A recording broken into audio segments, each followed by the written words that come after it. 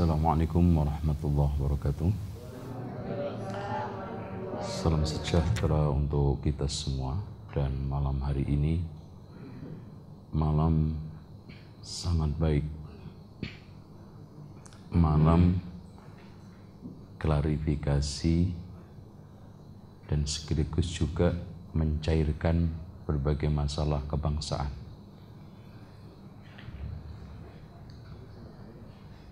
Yang saya kasih judul sudah bisa keluar? Belum? Kerjasama solid antar tokoh agama dalam menangkal ISIS. Ini judul saya.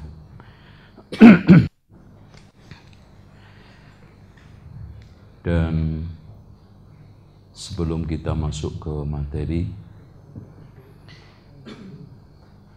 sebetulnya ISIS itu sudah muncul awal tahun 2014.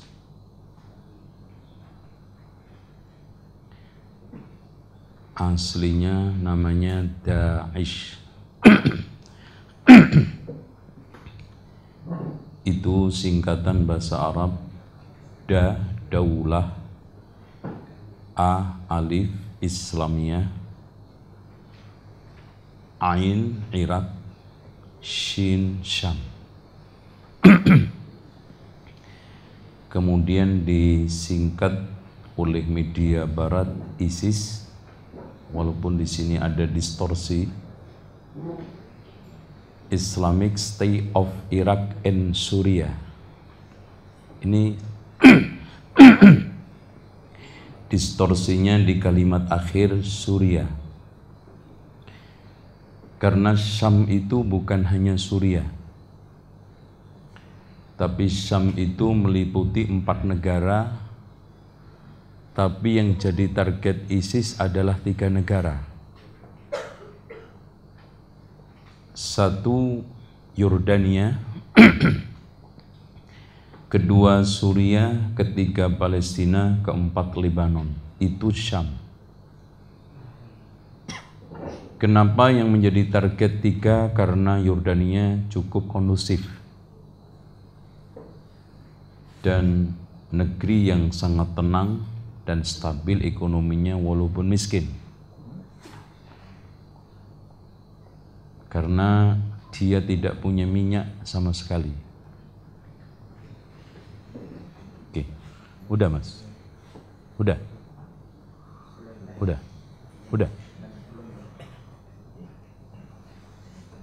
Tadi ngapain aja? Baik. Nah, sebetulnya saya setelah datang program i'tikaf sampai ke Aqsa, ia mengunjungi beberapa tempat termasuk tempat kelahiran Isa, juga termasuk gereja tua dan Rembok Ratapan. Kemudian langsung saya safari ke seluruh Indonesia. Pertama kali ke Jogja di Gunung Kidul, lalu langsung ke Jambi, kemudian ke Bali, ya, karena ada isu sedikit di Bali yang perlu dicairkan. Kemarin juga saya kontak dengan beberapa teman di MUI, ya. Terus kemudian keliling dari mulai Lamongan, Mojokerto, Jombang, Kediri, Ponorogo, Surabaya, Sidoarjo, sampai akhir di Kota Batu Malang. Ya. Ini semua bertujuan untuk mengklirkan masalah ini. Masalah ini tidak semudah yang disampaikan di media oleh beberapa tokoh, Bapak Ibu sekalian. ada masalah berat dan besar nanti akan saya sampaikan yang terkait dengan kehidupan keagamaan dan berbangsa bernegara, terkait hadirnya ISIS ini. Nah, nanti juga akan saya sampaikan secara detail sejarah pemikiran, kemudian tokoh-tokohnya, tempat berkembangnya, bahayanya, terus titik perjuangan yang menjadi kalau kita bisa sebut apa Pak ya? Jadi menjadi perjuangan utamanya itu apa? Ya. Terus kemudian cara dia merekrut bagaimana? Ini insya Allah kita akan sampaikan di depan Bapak Ibu sekalian, dan nanti kita coba diskusi dengan hati yang dingin, pikiran yang adem. Mas kalau nggak bisa, udah. Oke. Ini kecil banget. Ini kalau sudah umur di atas 40 susah ngelihat apa-apa Pak. Karena orang itu kalau sudah umur 10 tahun yang dipikirkan makanannya, kalau 20 tahun yang dipikirkan kekasihnya, 30 tahun yang dipikirkan syahwatnya, 40 tahun yang dipikirkan ambisinya, 50 tahun yang dipikirkan hartanya, 60 tahun yang dipikirkan penyakitnya. Nah itu. Oke, nah depan saya ini sudah mulai banyak yang mikir penyakit. Karena kalau sudah di atas 50-60 itu penyakit rebutan masuk Pak. Oke. Jadi kita kasih judul kerjasama solid, menangkal bahaya ISIS. Ya, karena apa yang dilakukan oleh ISIS itu agama apapun, saya tegaskan jangankan Islam, agama apapun tidak ada satu yang bisa membenarkan, entah ayat kitabnya atau tokoh panutannya.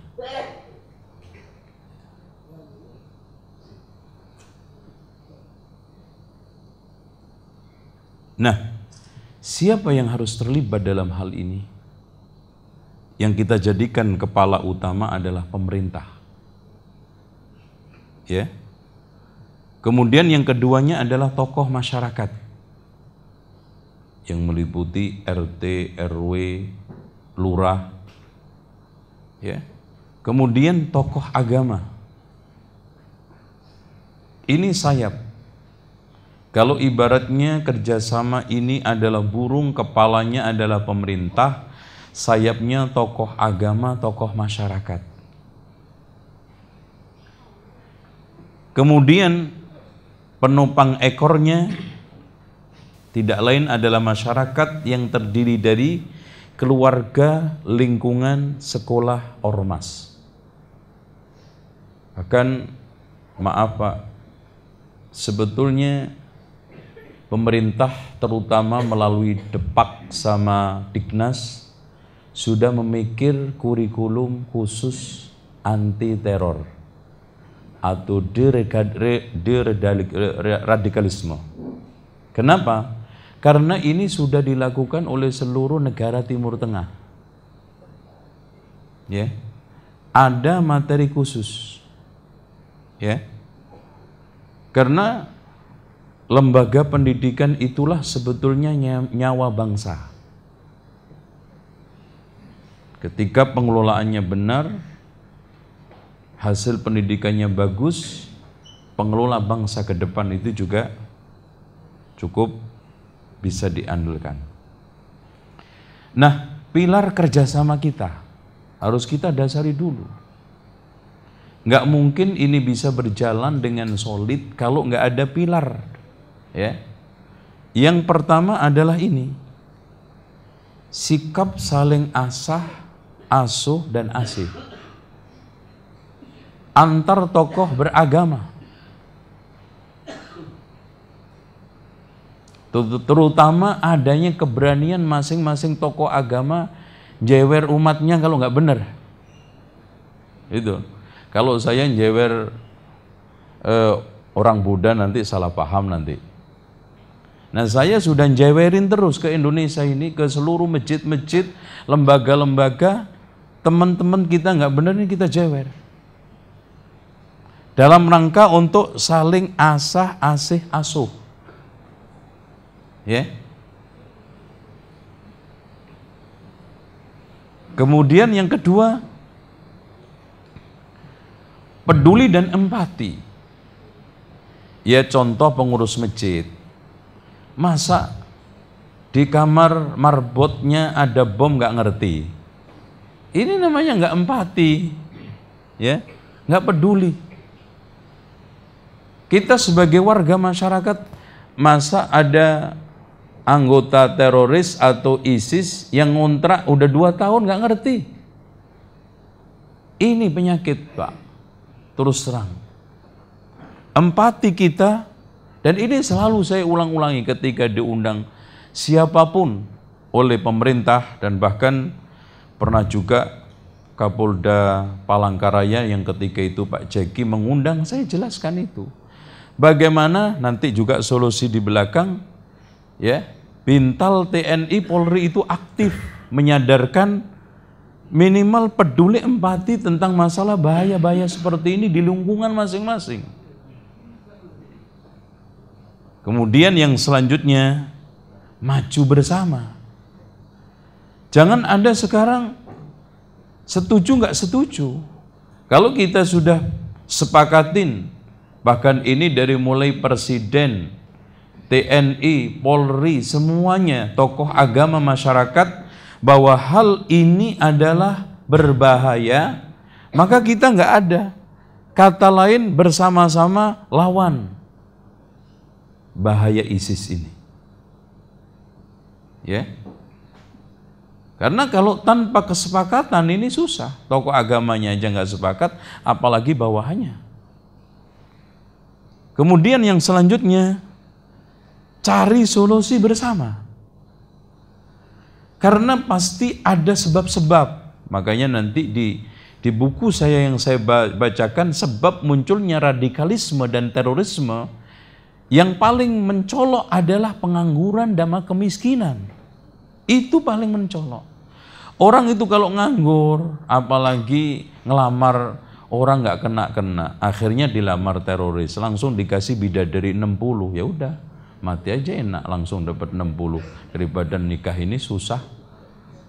Itu sangat mudah, brainwash-nya itu sangat mudah kok. Dan rata-rata mereka itu yang terekrut itu pasti ada error, entah broken home atau mantan narkoba atau beberapa orang yang memang ada masalah psikologi atau psikopat. Nah ini kalau hal ini digali oleh Pak Profesor Dr. Dadang Hawari cukup bagus. Psikopat ini menyebabkan orang itu dendam, apalagi kalau sudah dikile-kile, diprovokasi, dan yang memprovokasi adalah dianggap orang yang selama ini disegani, dikagumin, berwibawa, tokoh yang selama ini diidolakan, udah kena pasti. Selanjutnya, kontrol bersama. Kita ini lemahnya di pada kontrol, baik itu pemerintah, tokoh agama, tokoh masyarakat, dan lingkungan kita, minimal anak-anak kita. Di sekolahnya, teman mainnya, sekarang kalau seandainya bergaulnya, kita kontrol. Ya. Kalau tidak ada kontrol sulit. Jangan sampai kita itu bergerak kalau ada masalah, bertindak kalau ada masalah. Ini penyakit di kita, Pak. Tidak ada kelangsungan, kesinambungan terus-menerus untuk kontrol itu. Ya, kasus kecil saja, maaf, bandara kita itu kan kalau meriksanya ketat kalau ada teroris ketangkep, kalau enggak ya sudah. Beda ketika kita ke China, Beijing, itu coba saking detailnya, saya pakai kopiah begini masih enggak lolos juga komputernya, ternyata foto yang masuk enggak ada kopiahnya. Tuh. Masuk juga begitu, apalagi kita masuk ke imigrasi Israel, itu ketat sampai 7 pintu, 7 cek barang, cek orang, kemudian setelah itu cek data, terus kemudian data sama orang, lalu data orang barang, terakhir lolos keluar. Itu dicek kelengkapan semua. Nah itu. Ya nggak usah jauh-jauh ke sana, kita bagaimana pergi ke Singapura, bagaimana kontrol keamanan, karena inti daripada hidup itu aman. Saking pentingnya maling aja cari waktu aman, itu keamanan saking pentingnya. Mau maling cari waktu aman, apalagi orang yang benar. Sehingga aman itu kenikmatan paling tertinggi dan adil itu tentara yang paling kuat. Nah, konsisten bersama, ya. Kemudian setelah itu adalah tanggung jawab bersama, ya. Masing-masing tokoh dari seluruh agama yang ada, termasuk kalau saya sebagai tokoh di Islam, ya, terus bertanggung jawab, ya, meluruskan, memahamkan tanpa ada kenal capek, tanpa ada kenal takut, ya. Memang saya tidak mudah, Pak, ya. Kita menulis buku jihad melawan teror itu sampai terjadi sesuatu yang cukup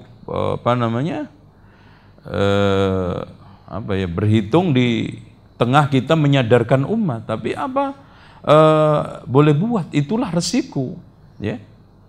Kelompok-kelompok yang tidak disetujui itu nyerang, itu menteror. Gitu.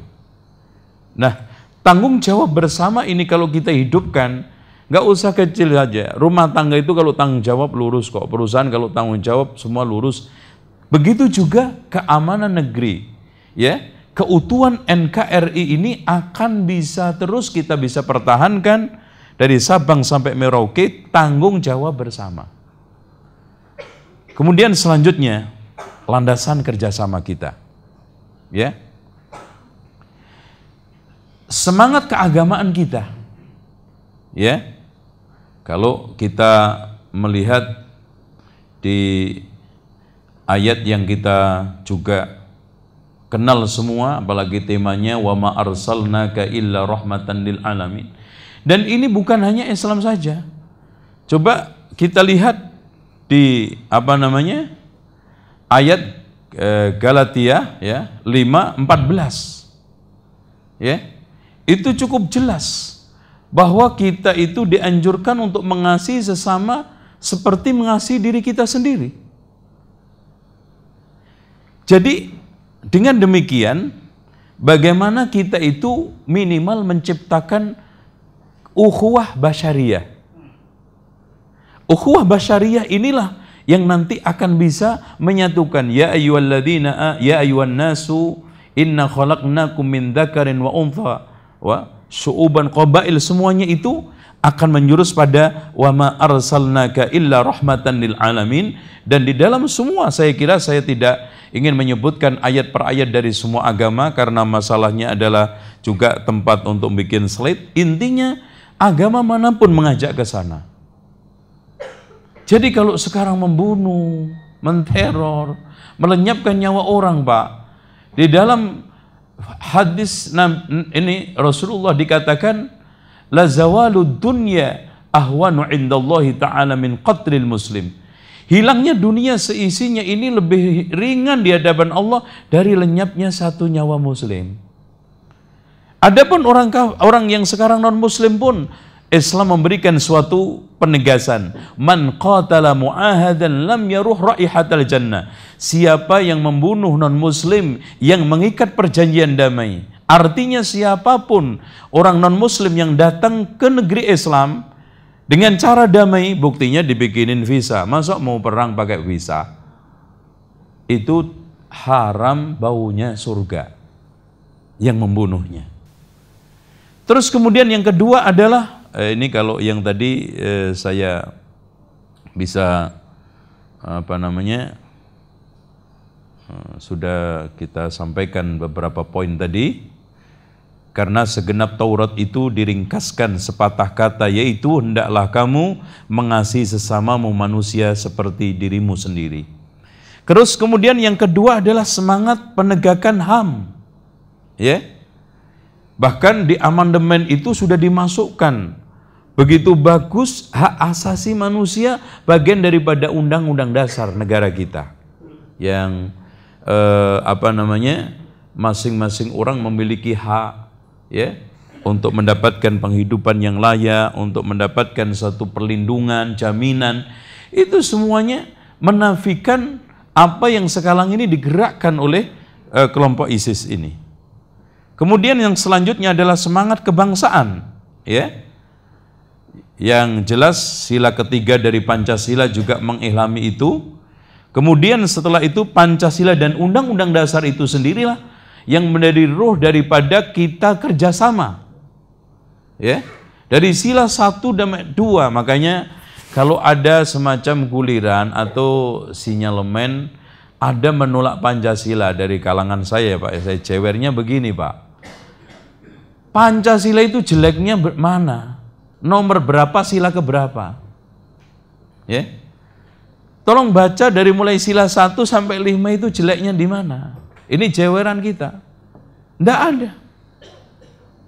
Apalagi undang-undang dasar sudah itu tujuannya untuk mengatur supaya masyarakat bangsa bernegara itu baik. Ya. Kemudian selanjutnya adalah semangat penegakan supremasi hukum.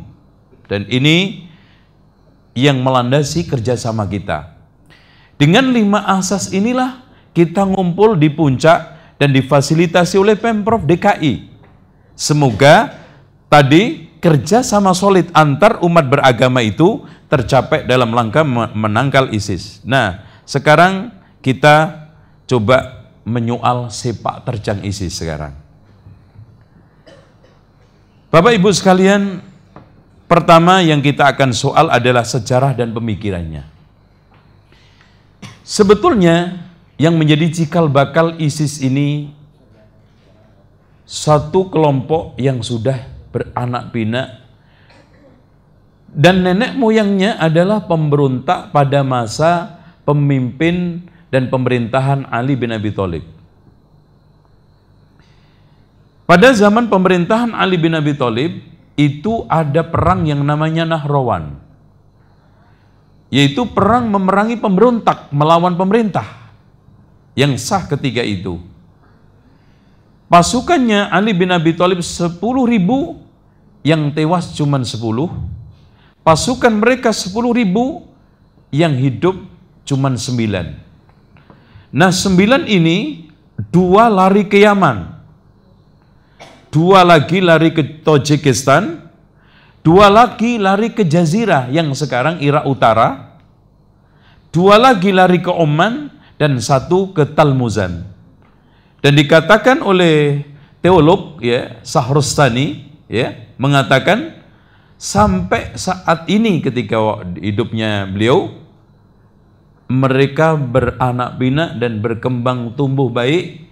Aliran ini di tempat itu, kelompok ini di tempat itu. Jiwa pemberontak memang. Ya. Dan ketika saya ada kesempatan untuk 2 kali ke Oman pun saya temukan subur sekali. Bahkan menjadi agama sah di Oman. Ya. Nah, hadirin sekalian, kemudian ini kita tidak menyoal yang di Tajikistan dan yang langsung ke Jazirah.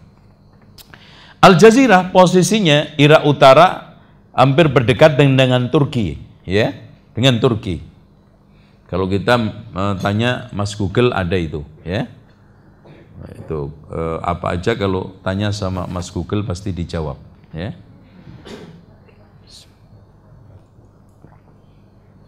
Nah, kelompok ini didominasi oleh anak-anak muda. Yang pemberontak ini memang sudah disinyalir juga oleh Nabi Muhammad akan datang sekelompok kaum di akhir zaman nanti, muda umurnya, rendah cita-citanya. Ini yang menjadi catatan kita. Makanya muda, coba aja yang diangkat untuk menjadi khalifah itu masih umur 37. Ya. Abu Bakar Al-Baghdadi. Nah, ternyata diperkuat. Kenapa mereka itu semakin kuat? Karena ditopang oleh rezim Saddam Hussein. Nah ini, sehingga dalam waktu singkat dia sekarang sudah memiliki kekayaan 2 miliar dolar. Terakhir yang saya dapatkan 2 miliar dolar. Kemudian setelah itu persenjataan dari mulai tank dan berbagai macam senjata-senjata yang cukup banyak sekali. Nah, kemudian yang selanjutnya daerah penyebarannya, sejarah dan pemikiran mereka adalah jiwa pemberontak dan jiwa siapapun yang di luar kelompoknya yang tidak mau berbai'ah, maka halal hartanya, halal darahnya. Itu.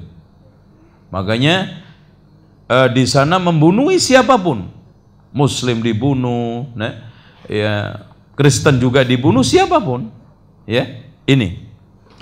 Kemudian kekuatan daerah penyebarannya yang tadi sudah saya katakan, dan sekarang awalnya itu ada di perbatasan antara Suriah dengan Irak, tapi sekarang sudah masuk ke Suriah. Nah, kemudian dia juga akan merencanakan masuk ke Lebanon karena sesuai dengan namanya Daesh, Syam itu meliputi itu. Adapun Yordania tidak menjadi target, alasannya tadi itu. Karena daerah-daerah ini sedang labil. Daerah-daerah ini sedang tidak kondusif keamanannya, bahkan hampir nyaris pemerintahannya tidak jelas seperti Suriah, ya. Sekarang mana yang sah sudah enggak ini. Inilah potensi. Makanya di antara sebab suburnya, munculnya, tumbuhnya terorisme adalah ketika politik dan kekuasaan tidak stabil. Pasti itu, dimanapun, termasuk di sini. Ketika sekarang Kamtipmas terancam, kemudian politik tidak stabil, maka saat itulah mereka itu berkembang biak. Karena memanfaatkan kesempatan chaos dan untuk mengambil alih, minimal mengambil posisi. Ketika chaos itu saya menempatkan diri di mana. Tuh. Kemudian kekuatan masanya, pendukung di Indonesia dari kalangan Islam itu ada kurang lebih 5.000, ya, 5.000. Ini plus minus antara segala sesuatu itu kan ada 3, Pak. Pemain, pendukung, penonton, ya. Ini mencakup semua. Pemain, pendukung, penonton, ya. Tapi biasanya yang nonton itu lebih banyak daripada pemain biasa bola, ya. Seperti itu. Adapun di luar negeri cukup banyak, ya. Sekarang di Irak, Syam itu hampir menyentuh angka 1 juta. Ya. Nah, sekarang ini kita akan soal bahaya dan ancamannya. Ya, bukan hanya penghalalan darah dan harta. Gini, Pak. Ini titik permasalahan yang kita ingin sampaikan. Mereka-mereka yang masuk ke kelompok ISIS ini dari seluruh dunia, yang mencita-citakan berdirinya khilafah Islamiyah. Tentang hal itu adalah masalah fikih, diskusinya adalah di arena fikih yang kita tidak perlu angkat. Intinya kesalahan mereka di sini caranya. Ketika inputnya benar, outputnya kita inginkan yang benar, prosesnya salah juga tidak akan menghasilkan apa-apa. Maka segala sesuatu, kekuasaan itu mapan itu kan ibaratnya buah, pohonnya adalah batang syariah, agama itu sendiri. Kemudian tergantung bagaimana sekarang kita menyirami, memupuk dan menyemprot hamanya. Nah ini enggak langsung pengen langsung dapat buahnya. Yang terjadi adalah gejolak otomatis. Bahayanya mereka, siapapun yang tidak mau masuk ke kelompok mereka akan dibunuh. Ya, maaf, yang sudah masuk ini ya, yang sudah masuk, makanya banyak yang tidak bisa keluar. Sampai beberapa dari negara Saudi sendiri membuat short film pendek, ya, yang membuat film itu yang terjerat di sana sanggup keluar. Akhirnya membuat film pendek yang judulnya Daesh dan Bahayanya. Pendek sekali bagaimana ekspresi dia di dalam merekrut, kemudian setelah kerekrut dia nggak bisa pulang, termasuk yang dari Indonesia, karena maju mati mundur mati ibaratnya, sehingga tidak bisa lolos.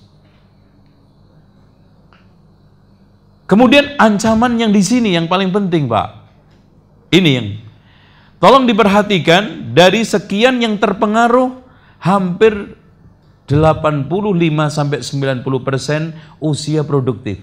Nggak mungkin kakek-kakek. Ini adalah jelas aset bangsa.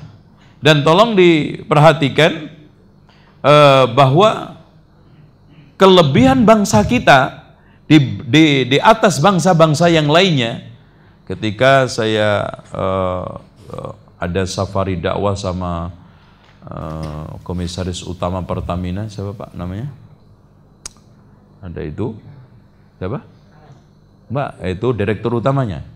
Ya, beliau mengatakan Indonesia itu tidak akan bisa dilawan oleh negara manapun karena apa? Usia produktif itu ndak ada yang bisa ngelawan seluruh dunia. Itu. Kalau kita lihat bahkan sekarang ini Singapura sudah kekurangan banyak. Bahkan ada kebijakan siapa yang melahirkan akan dikasih subsidi karena kekurangan memang. Begitu juga di Jepang itu tinggal banyak kakek nenek, banyaknya. Ya. Nah, di sini ini usia produktif. Makanya buka perusahaan apa saja di Indonesia itu jadi. Karena potensi generasi muda itu sangat banyak, melimpah. Nah ini kalau sampai kosong, nganggur, miskin tadi, apalagi dibarengi dengan keterbelakangan pendidikan, maka cukup mudah sekali. Bahkan sampai hari ini banyak di antara mereka itu sudah kita kasih pengertian, pemahaman, tetap. Dan bahayanya Pak, di dalam keyakinan mereka nanti, kalau ini sudah ada pemimpin khalifah yang sah, maka akhirnya jihad, ya teror yang mereka atasnamakan jihad itu legal. Jadi kalau dulu itu hanya sekedar sporadis kejadian, ya 1-2 orang, ini nanti yang nyerang adalah pasukan. Nah, ini harus kita antisipasi bersama. Yang ini kita sampaikan dimanapun ketika saya safari kemarin. Ya, kalau teroris, mereka sebetulnya ketika meledakkan pembunuh diri itu Pak, masih ragu-ragu surganya dia. Bener nggak saya dapat surga? Jangan-jangan nggak dapat bidadari, dunia juga nggak dapat, akhirat ngeblong. Nah, setelah ada pemimpin khalifah dan dia mendapatkan justice, apa? Saya melakukan ini atas perintah pemimpin saya yang resmi sah. Maka serangan yang dilakukan legal, rampasan yang dia ambil legal, semuanya menjadi sah. Dan yang nanti berbahaya lagi Pak, ini yang mungkin saya selama mengamati di media tidak pernah disampaikan oleh tokoh agama atau masyarakat dari kalangan Islam juga, nanti akan terjadi potong tangan sepihak. Karena sudah ada khalifah. Siapa yang curi potong tangan. Siapa yang zina dirajam. Siapa nanti membunuh dikisos. Waduh, ini nanti banyak orang tiba-tiba jenazah bergelimpangan. Dan ini jelas PR nanti baru buat polisi, buat semuanya, pihak berwenang berwajib. Dan ini jelas merupakan suatu kondisi yang sangat mengerikan dan mengganggu Kamtibmas itu sendiri. Nah inilah keseriusan saya sampai dimanapun saya itu diundang untuk menjelaskan, nggak pernah menolak, nggak pernah ini, termasuk besok hari Ahad ini saya sama Bupati Blora juga menjelaskan hal itu. Karena apa? Karena di sana juga ada ininya beberapa kantong ya. Ini karena seperti itu. Ya. Kalau nanti tiba-tiba ada orang mati alasannya wah habis dirajam. Ngeri. Tahu-tahu ada orang tangannya hilang satu. Ini merupakan suatu hal yang berbahaya. Yang selanjutnya otomatis bahaya ke Kamtibmas karena tidak boleh yang angkat senjata kecuali TNI, Polri, dan itu atas perintah dari presiden. Nah ini nanti Pak, mereka memiliki pasukan, negara dalam negara, pasukan dalam pasukan. Yaitu inilah yang harus kita cermati bersama. Ya, kalau dalam hal ini tolong jangan sampai kita itu hanya gara-gara politik, hanya gara-gara partai, hanya gara-gara kelompok nggak bersatu. Ini harus seragam, ya. Kemudian setelah itu adalah tokoh-tokohnya, ya, tokoh level atasnya di sana adalah Abu Bakar Al-Baghdadi yang sekarang menyatakan bai'ah di lewat penjara adalah Abu Bakar Ba'asyir juga otomatis akan diikuti ribuan pengikutnya, ya. Terus metode rekrutmennya, nah ini, ya, metode rekrutmennya biasanya dia mencari lewat beberapa kajian atau rohis di sekolah-sekolah atau di perusahaan. Biasanya dicari orang-orang yang sedang kosong tapi ingin mencari sesuatu kebahagiaan rohani. Nah disitulah dia mulai didekatin, ya. Bahkan kadang-kadang difasilitasin, ya. Di samping janji-janji yang tadi nanti di surga juga nanti kalau kamu laki-laki bisa ini nih, sudah ada mau nikah, sudah ada calon, sudah ada ini. Bahkan mereka tidak tanggung-tanggung menikahkan antar kelompok mereka itu, tidak pakai wali bapaknya, tidak pakai KUA, cukup antar mereka sendiri. Ya, ini. Nah, setelah direkrut biasanya juga pengambilannya untuk masuk ke tempat brainwash-nya itu ditutup matanya. Ya. Sampai pada tempat itu, kemudian setelah itu didoktrin tadi. Sehingga dia tidak tahu dari mana dan sekarang di mana. Kemudian setelah itu dikeluarkan dari tempat itu pun ditutup lagi. Nah, yang termasuk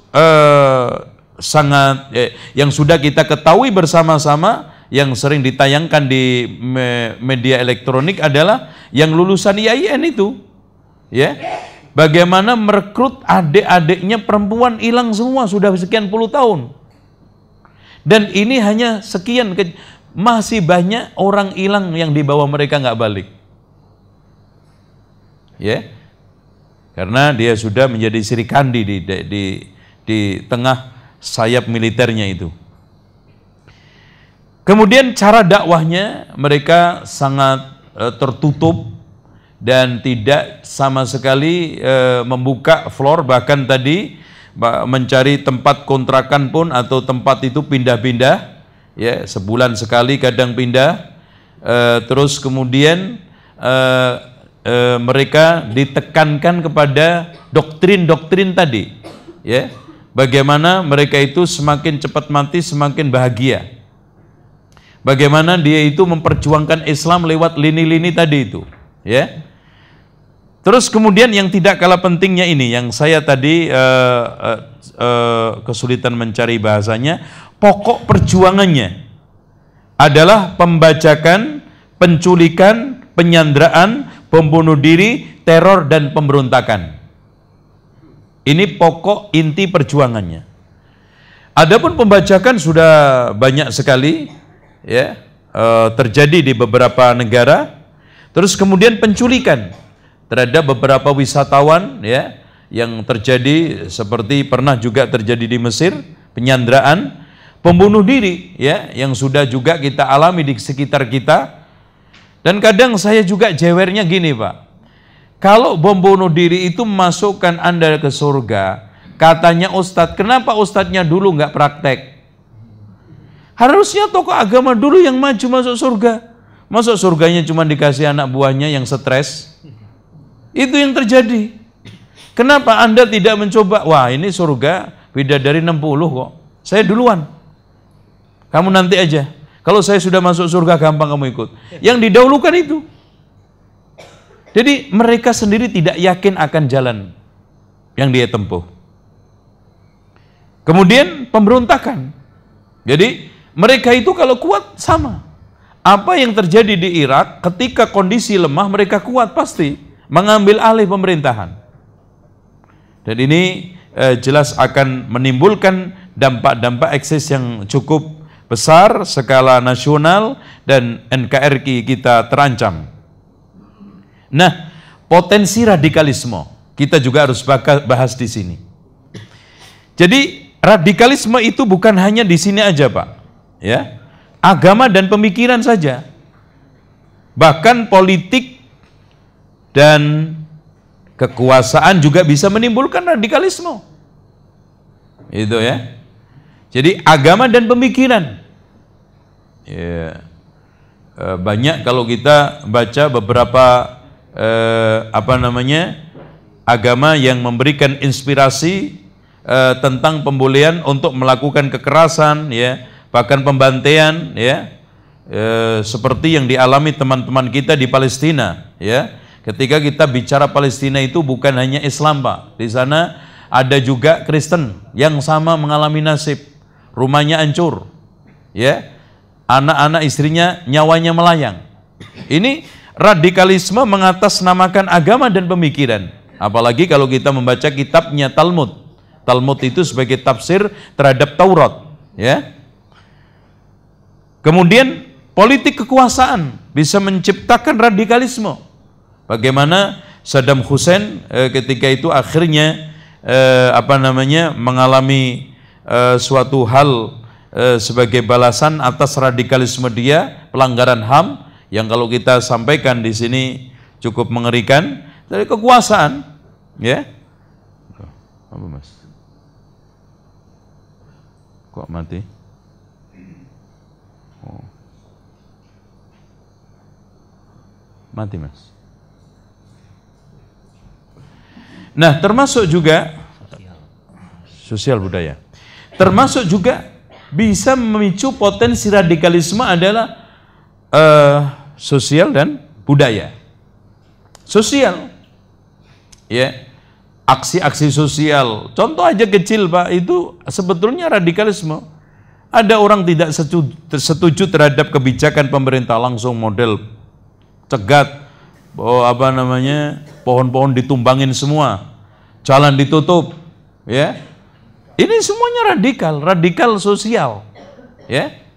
Jadi orang ya kecil juga model main pasang polisi tidur nggak pakai izin Dishub. Itu kalau di ceramah-ceramah saya sering saya sampaikan, ini dosa sosial yang paling besar. Pertama, menghina polisi, tidur terus. Keduanya mencelakakan banyak orang. Berapa banyak orang yang nyungsep di situ. Terus nggak ada standar, kadang sengaja ditinggiin kecil. Ya, jadi hal-hal yang seperti ini, makanya saya ketika ke Jerman Pak, Pancasila kita ini sudah tergerus oleh sikap egoisme kita. Bahkan ketika saya keliling sama Pak Konsulat bagian politik, ya, sebetulnya tenggang rasa itu ada di sini. Coba Pak sekarang, nggak akan bisa kita dapat di Jerman. Orang bisa memelihara hewan semau-maunya di tempat tinggalnya. Sebelum ditangkap oleh dinas sosial, sudah ditangkap, diteriakin sama tetangga dulu. Habis kita, Masya Allah, memelihara macam-macam yang itu otomatis juga kasihan burungnya, ya, Yang suka melihara burung itu saya sarankan lepas. Kasihan dia nggak ketemu istrinya udah berapa tahun sama bapak. Coba kalau bapak dikurungin walaupun sangkarnya emas, nggak pernah ketemu istri. Itu sama sama kita, dia cuma nggak bisa ngomong aja. Ya kadang-kadang ya apa aja hewan dipisah. Memang ngocehnya mah enak. Ngocehnya itu bukan bahagia Pak, ngenes ya. Kita mah menikmati ngenesnya makhluk lain itu. Nah, makanya saya cukup salut bagaimana perlindungan terhadap jalak di Bali itu berangkat dari agama iya, sosial iya. Itu harusnya begitu kita lindungi. Kita tidur pagi-pagi Pak di Jerman itu subuh itu habis setelah sholat subuh itu masuk burung berbagai macam ini di sekitar rumah kita seambrek hewan. Serigala di tengah kota itu kayak di Monas begitu kan ada hutan kotanya. Keluar masuk di jalan itu banyak sekali di kita. Subhanallah, kemarin saya ke Sumatera juga ke tempat transmigrasi itu habis Pak. Ekosistem kita rusak, dipotasin semua. Itu kalau potas kan itu cindil-cindilnya habis itu. Habis ikan ini semua udah nggak ada lagi. Anak cucu kita nanti dapat ngelihatnya cuma burung-burungan. Itu habis semuanya. Ini juga radikalisme sosial budaya. Intinya semua pengerusakan itu adalah jenis radikalisme. Rusak lingkungan, rusak tatanan sosial, rusak ekosistem, semuanya ini adalah radikal. Nah, termasuk juga media informasi ini juga kadang-kadang menciptakan radikalisme, ya. Nah, makanya hati-hati juga mengakses jejaring sosial macam-macam ini, media TV, ya, radio harus mencoba untuk bersama-sama menjelaskan sebaik mungkin tanpa ada semacam ingin dikenal, radio itu ingin atau majalahnya uplahnya naik sehingga membuat hal yang aneh-aneh, gitu loh, ya, sehingga dia langsung atau tidak langsung mendukung gerakan ISIS, menyebarkan, ingin menaikkan uplah, ini nggak benar, ya, sehingga dia tanpa sadar menimbulkan radikalisme di tengah masyarakat. Ya, termasuk kalau kita lihat radikalisme media itu dari semua sisi, ya. Pendidikan dan pengajaran, ya. Pendidikan yang pengajaran di sekolah-sekolah ini juga kadang-kadang bisa menimbulkan radikalisme. Contoh aja, pembiaran tawuran tanpa penanganan. Itu potensi loh Pak. Anak-anak yang sudah jago tawuran di SMA ini nanti kalau lagi ketangkep kelompok yang itu gampang dilamar. Oh, saya itu udah pengalaman Mas kalau begini-begini. Apalagi sekarang ada surganya. Nggak ada surganya aja berani. Nah, kena kok. Nah itu. Pendidikan pengajaran ini harus kita tanamkan dengan baik-baik. Apalagi kalau sekarang kurikulum 2013 pemerintah menekankan sikap keterampilan pengetahuan, dan sikap ini adalah terilhami dari butir-butir Pancasila, kemudian kita tanamkan dan juga diilhami dari ajaran agama itu sendiri. Indah sebetulnya, ya.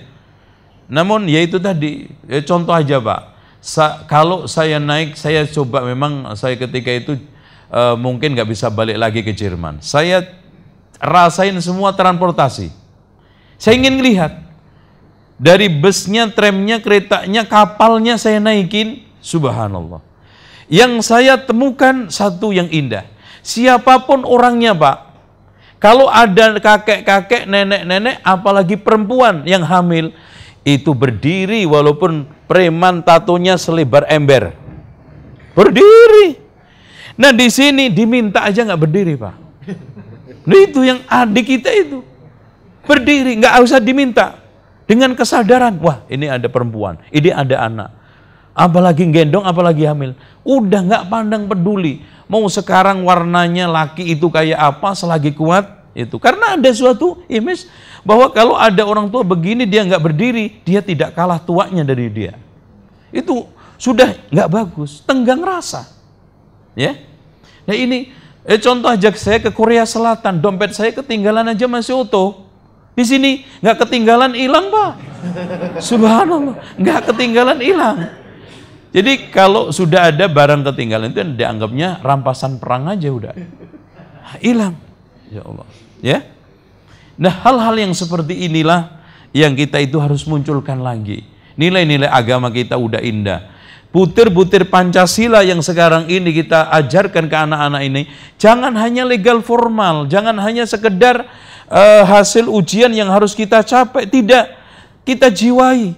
Ya, nggak usah jauh-jauh lah, kecil anak kita, kita ajari tenggang rasa.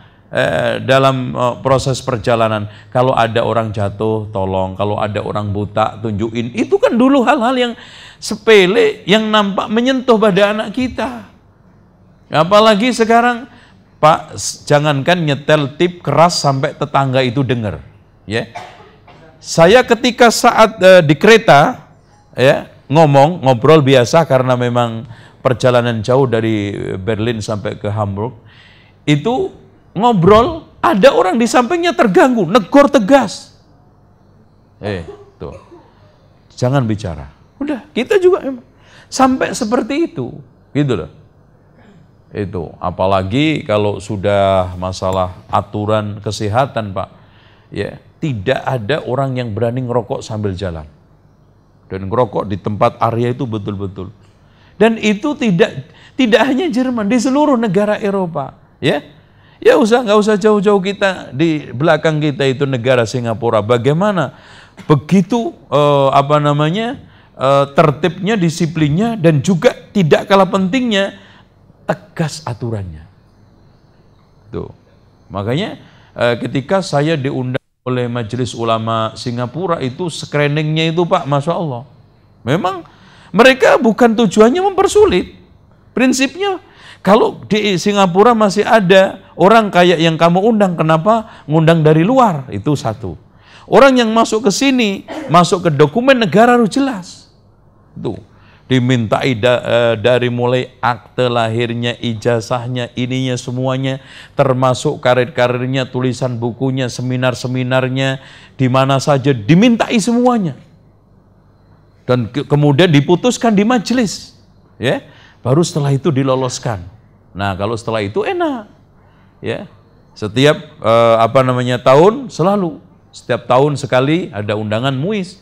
Kenapa? Karena memang semuanya adalah berdasarkan kejelasan. Nah, selanjutnya di sini hadirin sekalian, problem solvingnya. Jam berapa? Oh, bukan dikit. Kita yang kita ingin bahas kitanya di sini ini adalah ini, nanti yang lainnya itu pemerintah. Penyadaran di mana tempat ibadah kita masing-masing. Ya.